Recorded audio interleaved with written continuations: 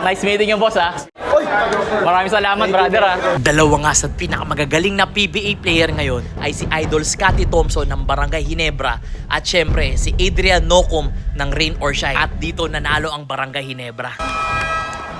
Dito naman, nagulat ako kasi ang dami pala nag-aantay sa akin after ng game. Gusto nila magpa-picture at syempre stickers. At dito nga, nagulat ako kahit sa labas ng Inari Center, may nag-aabang pa rin sa atin dito. Kung saan dito pala dumadaan o lumalabas yung PBA player pagtapos ng game nila. Kaya naman nag-aabang din sila dito. At dito nga habang naipagpa-picture tayo sa mga fans dito, nakita natin dito ang idol din natin na si Sir Adrian Nocum. Nice meeting you, boss, ha? Nice meeting you, boss. Tumibigyan na tayo. Hoy, hindi rin. Ba't meron din tayong jersey dapat sa kanya? Ayun, oh. Yung dalawa kasi Boss Joe, oh. Bigyan na tayo ng jersey. Dapat bigyan din natin siya ng jersey. Pang motor. Nagmumotor ka, di ba? Bossing. Jersey swap. Jersey swap. Jersey swap, oh. Jersey swap, boss.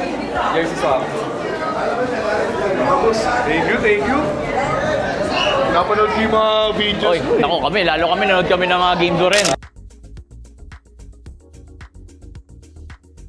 At nakita rin kami dito ni Idol RJ Abarientos. Nice meeting you, brother. Nakita rin tayo, Nakita brother. rin tayo. Thank you, Nice.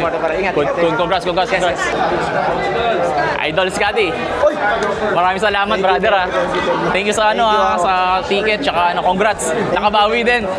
Yung last kasi natin, natalo pero ngayon, grabe yung comeback mo. Nice game. Siyempre man. Bench ka lang. Uy, bigyan natin ng jersey si Boss, kasi alam mo natin nag-motor si Boss, eh. Yun. Bigyan na natin sa Boss. Tama na ba ang siguro niyo? Oo, pwede ka. Kahit mag-ride tayo, breakfast ride lang. Ayan, tol. Para meron kang jersey natin. Thank you. At dito nagulat ako sa kanila. Hindi naman kayo nag-motor, gusto nyo helmet?